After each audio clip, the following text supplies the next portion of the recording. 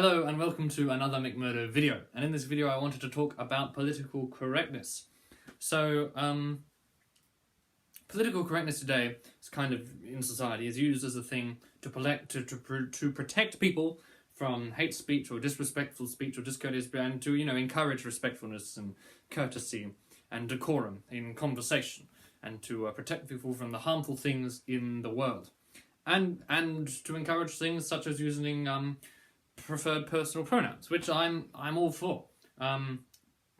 In theory, I'm all for, because as I like to think, any genuine, courteousful, respectful human being would use anyone's personal preferred pronoun. They would generally be a respectful person and refer to that person as how they see fit, or be respectful to whatever that person wants to do with themselves. That's the general idea of respectfulness and being a nice human being. The problem I have is when that becomes forced. Because when good becomes forced, it doesn't become good at all. It becomes forced good. It becomes fake good, which is fundamentally different to good. And so forced political correctness, either through legislation and law like Bill C-16 in Canada, or forced political correctness through this idea of cancel culture, or just the general societal kind of outrage at anyone who steps out of line of political correctness, is enforcing a fake idea of goodness, a fake idea of respect that undermines the whole system and goal of political correctness. And to explain this, I'm going to use the Bible. I'm not a religious person, by the way. But in the Bible, in Genesis, God creates humanity. God creates man, and of course he makes Adam and Eve. And when Adam and Eve are created, they're blind. Their eyes are closed to good and evil in the world. They're made to be naive about the world. They're so naive they don't even realize they're naked. And of course, me saying that is me being evil. But anyway, so they're so naive they don't even realize they're naked. They don't see the good and evil in the world. They're only compelled to do the goodness because of their inability to see good and evil. And of course, Satan, the snake, then tempts Eve with the fruit, and so Eve eats the fruit, and then her eyes open, and she sees the good and the bad in the world. She sees the evil and the good. She sees Satan the snake and God the bearded hippie. And then, of course, she gives some of the fruit to Adam, and then Adam's eyes open as well, and he sees the good and the evil. And he can fully and unnaively make a judgment on the two, because that's how things are good. To be good, you have to make a judgment between good and evil. And the real test comes when you're choosing to do good over evil. And good is usually harder to do. It takes more effort, takes more time, takes more perseverance, and in the long run, it's plentiful. Evil, on the other hand, is easy, it's quick, it's done like that. But in the long run, it's deceitful, it leaves you into demise. And so the real test is to take the two and step back and go with the good. You can't have good without the opposite of evil. You can't have true good without true evil. Or else your eyes are closed. And so this is what Bill C-16 and compelled language does. If we have legislation in place forcing people to use preferred personal pronouns, you're then forcing people to do good without looking at the bad available. They cannot even begin to understand the evil. And you can only do good if you understand the evil.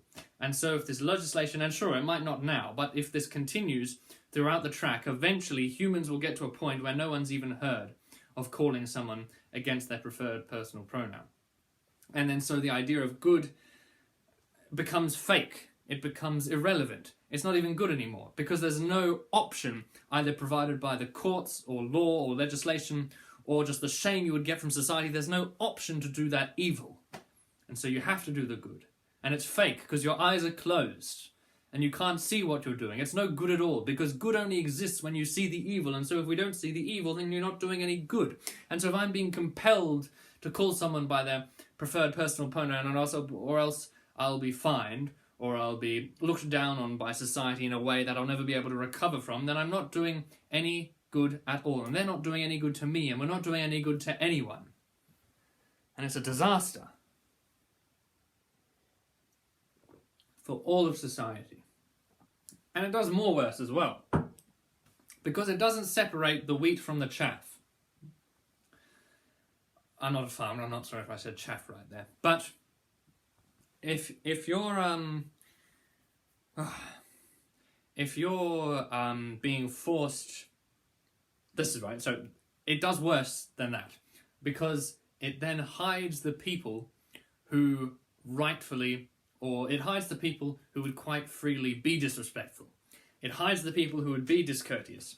It hides people who would tear down the old age of decorum and through personal want of attractive attention would blasphemize anyone with a preferred personal pronoun and call them whatever they wanted to be called instead of what they wanted to be called. Which is a horrible thing to do. It hides the really evil people behind this sheet, because they realize if they step out of line, they'll be either, as I said before, shamed so badly they'll never be able to recover, or a fine, or it might even get to a prison sentence. And so you hide them away. They hide away, and they boil and bubble and brew in a cauldron until something is unleashed which is far worse than ever before, far more dangerous than ever before. If someone's rude to someone else and doesn't call them their personal pronoun now, then we can have a respectful and proper conversation and show them why it's good to be a human being to do that, because they're doing genuine evil, because there's genuine good available. And we're doing genuine good because there's genuine, truthful evil available to do to us. And so we can then see that this person is performing true evil. And we can try sort that out. Okay? Instead of trying to protect ourselves with the idea of compelled speech. And this phenomenon of political correctness which infects all of us to the point where if you step out of line, you're shamed and you're cancelled and you're gone from humanity forever, and you have to live in a hut in British Columbia. It's dangerous. And because it looks good, because it seems to be good, because from a very rough 5-minute read of a paper, you think it's good, and then you promote it. And then you let the real evil people brew away. And you yourself are not doing any truthful good. So please, when you're given good and evil, choose to do good. And you can only choose to do that good when the evil is presented. So if we eradicate the evil, then we are really not doing any good at all. It's not even an eradication of evil, it's a hiding of evil. Evil will always be there. So there you go. Just be respectful, nice people.